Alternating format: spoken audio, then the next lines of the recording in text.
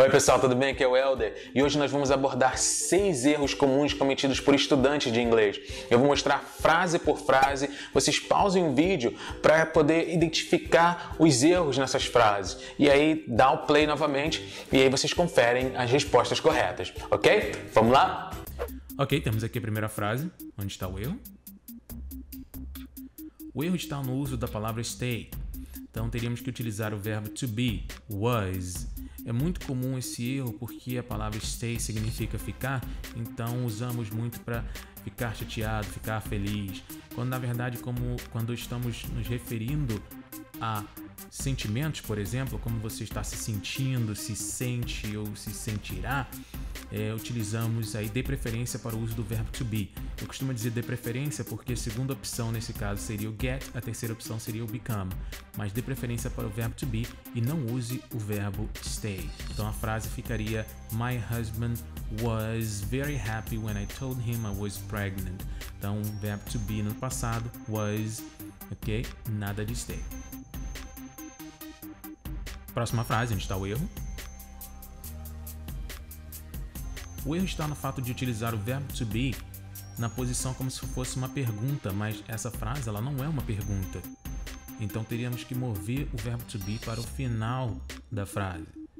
Lembra a pergunta, what's her name? Nesse caso aqui, não é uma pergunta, então a frase ficaria I don't know what her name is. I don't know what her name is.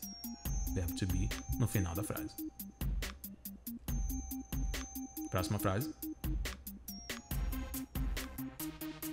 O erro nesse caso está no uso da preposição. Deveríamos utilizar o for, que está se referindo à duração. Você poderia utilizar o since, que significa desde.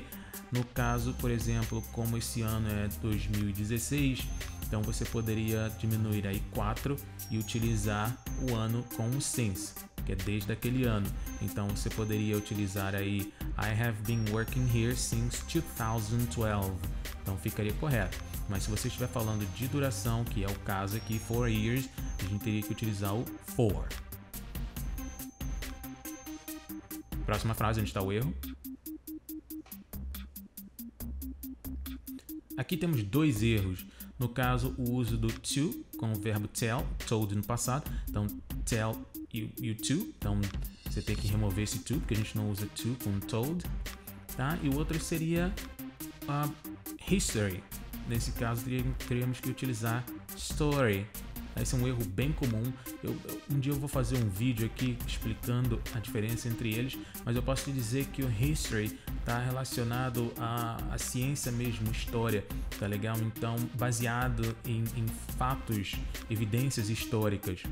Essa é uma das diferenças aí principais entre os dois, tá legal? Nesse caso aqui, então, she told me a very nice story.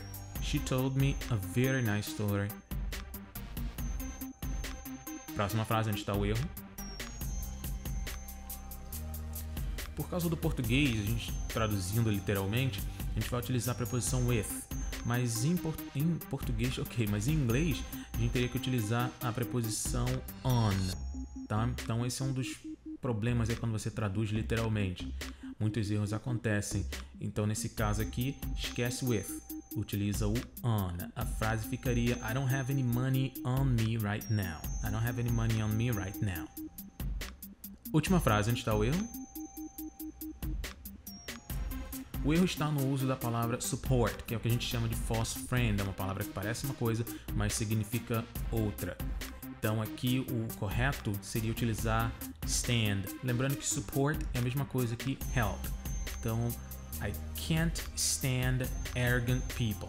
Então essa seria a frase correta aqui, o verbo correto, digamos assim, para ser utilizado nessa frase. Então I can't stand arrogant people.